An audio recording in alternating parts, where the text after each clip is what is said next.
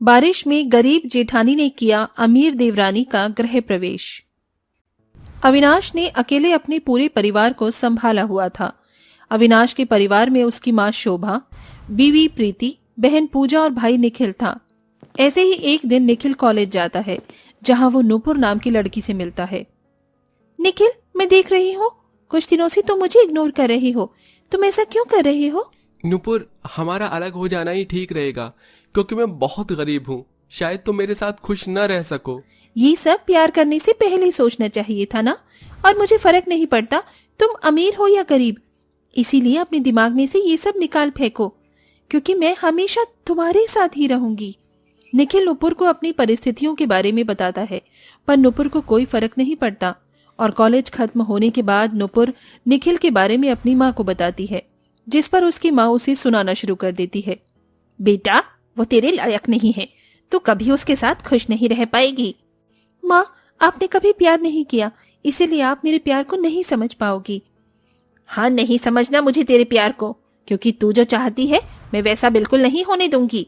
मैं अपनी बेटी को सब जानकर उसे कुएं में कूदने नहीं दूंगी। अगर फिर भी तुझे उस लड़के के साथ रहना है तो भूल जाइयो कि तेरी कोई माँ भी है। काफी समझाने पर भी नूपुर अपनी माँ की नहीं सुनती और अगले ही दिन अपनी माँ का घर छोड़कर वो निखिल के पास चली जाती है। निखिल, मुझे उस घर में नहीं रहना जहाँ कोई हमारा प्यार को समझता ही नहीं। नुपुर, गुस्से में ऐसे बड़े कदम नहीं उठाए जाते। मैं घर आकर तुम्हारी माँ से बात करता तो शायद आंटी मान जाती। अब तुम भी मुझसे ऐसे ही बात कर रही हो, जबकि ये सब कुछ मैंने सिर्फ तुम्हारे लिए किया। अब तो मुझे डर लग रहा है कि कहीं तुम भी मेरा साथ न छोड़ दो। इतना बोलकर नुपुर रोने लगती है। नुपुर को रोता देख निखिल को बहुत दुख होता है और निखिल इस समस्या का हल निकालने के लिए अपनी भाभी को फोन कर सारी बात बताता है। भाभी, मुझे समझ नहीं आ रहा मैं क्या करूं। अब आप ही मुझे कोई रास्ता दिखाइए। निखिल, तुम्हारे लिए उसने अपनी माँ से लड़ाई करी है, अपना घर छोड़ा है। अगर ऐसे में तुमने उसका साथ छोड़ दिया तो वो जीती जी मर जाएगी। तुम एक काम करो, तुम शादी करके घर आ जाओ। मैं अपनी देवरानी का गृह प्रवेश अपने हाथों से करूंगी और यहाँ की चिंता मत करो, यहाँ मैं सबको मना लूंगी। प्रीति के कहने पर निखिल नुपुर से शादी कर लेता है और शादी करके अपने घर आता है, जहाँ पर शोभा निखिल और नुपुर को देख उन्हें दरवाजे पर ही रोक देती है और गुस्से में बोलती है, वहीं रुक जाओ तुम दोनों। एक माँ का दिल दुखाकर तुम यहाँ आई हो। पहले तुम्हें उस माँ से माफी मांगनी होगी जिसका घर छोड़कर तुम दोनों यहाँ आए हो। उसके बाद ही मैं तुम दोनों को अपनाऊंगी। पर माँ, नुपुर की माँ नहीं मानेगी। मैं एक माँ हूँ और मैं अच्छे से जानती हूँ एक माँ अपने बच्चों की खुशी में ही खुश रहती है। अगर वो नहीं मानती है तो तुम्हारा फर्ज बनता है उन्हें मनाने का। इसीलिए अगर तुम्हें इस घर में रहना है तो पहले नुपुर की माँ को मनाना होगा। शोभा निखिल और नुपुर को घर में आने से पहले ही नुपुर के घर जाने को कहती है। अब वो दोनों नुपुर की माँ के पास जाते हैं और घुटनों पर झुककर दोनों हाथ जोड़कर नुपुर की माँ से माफी मांगते हैं। आंटी, मैं मानता हूँ कि हमने बहुत बड़ी गलती करी है, पर हमें अपनी गलती का एहसास है। प्लीज हमें माफ कर दो और आशीर्वाद दे दो। बिना आपके आशीर्वाद के हम अपनी जिंदगी की नई शुरुआत नहीं कर पाएंगे। माँ, हाँ, निखिल बिल्कुल सही बोल रहे हैं, हमें माफ कर दो। तुम दोनों ने जो कदम उठाया है वो बहुत बड़ा है। अब मैं चाहकर भी तुम्हारे रिश्ते को नहीं तोड़ सकती, इसलिए मैं तुम्हें माफ करती हूँ। जाओ और अपनी जिंदगी की नई शुरुआत करो। नुपुर की माँ से आशीर्वाद लेकर निखिल और नुपुर एक बार फिर अपने घर पर जाते हैं, जहाँ नुपुर की जिठानी प्रीति उसका गृह प्रवेश करवाने के लिए घर की दहलीज पर चावल से भरा कलश और हाथों में आरती की थाल लिए खड़ी होती है। मैं कितनी बेसब्री से अपनी प्यारी देवरानी का इंतजार कर रही थी। मैं अपनी प्यारी देवरानी का गृह प्रवेश अपने हाथों से करूंगी। हाँ भाभी, अब जल्दी से गृह प्रवेश भी करवाओ, मुझे अपनी छोटी भाभी से बहुत सारी बातें करनी है। प्रीति अपनी देवरानी की आरती उतारती है और उसका गृह प्रवेश करवाती है। क्योंकि प्रीति और उसका परिवार ज्यादा अमीर नहीं था, इसलिए वो लोग बहुत अच्छे से नुपुर का स्वागत नहीं कर पाते। बहू, मैं जानती हूँ हमारा छोटा सा घर देखकर तुझे बहुत अजीब लग रहा होगा।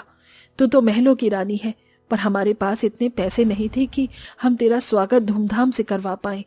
पर मेरी बड़ी बहू से जितना बन पाया उसने तेरे लिए किया। कोई बात नहीं माँ जी, आप लोगों का प्यार मेरे साथ है, बस मुझे और कुछ नहीं चाहिए। ससुराल में आकर नुपुर अच्छे बनने की कोशिश करती है, पर वो एक अमीर घर की लड़की थी। जो खुद को गरीब घर में एडजस्ट नहीं कर पाती और अपनी जेठानी को एक नौकर की नजर से देखती है।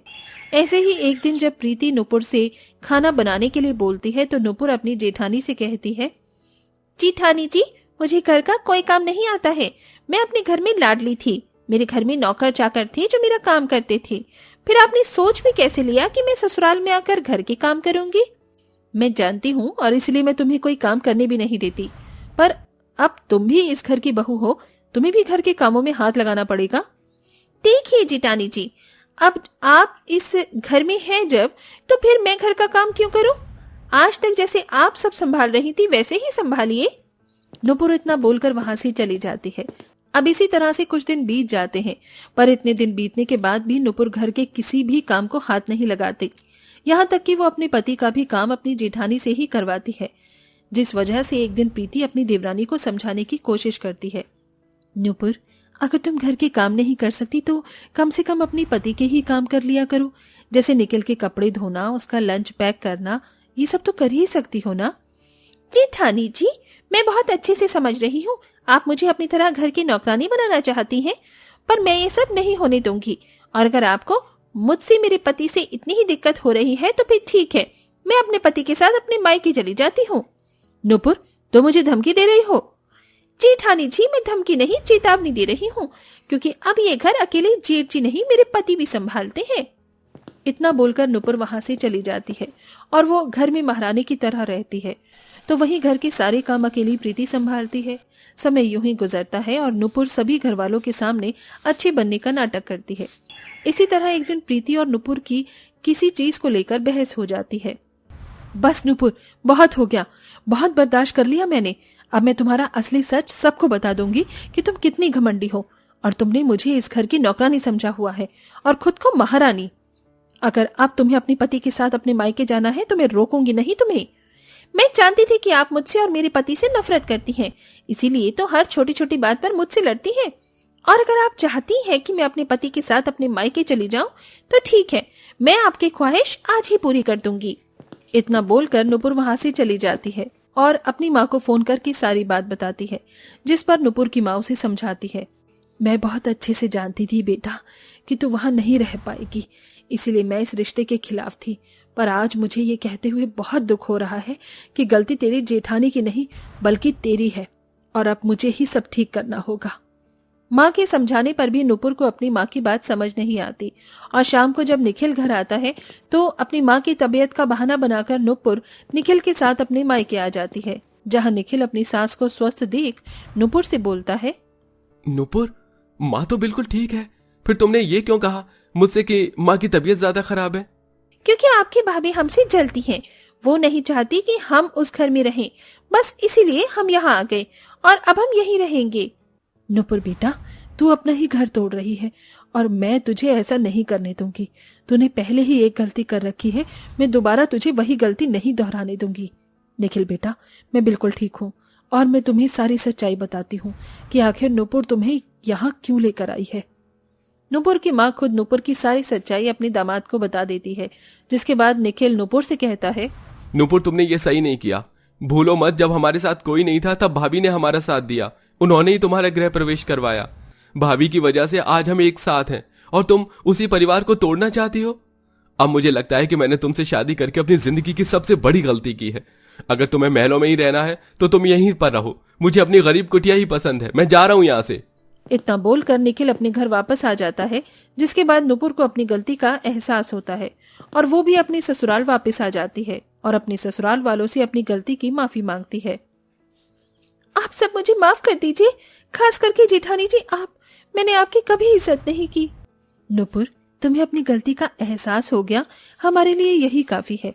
मैं तो बस यही चाहती हूँ कि मेरा परिवार हमेशा साथ रहे।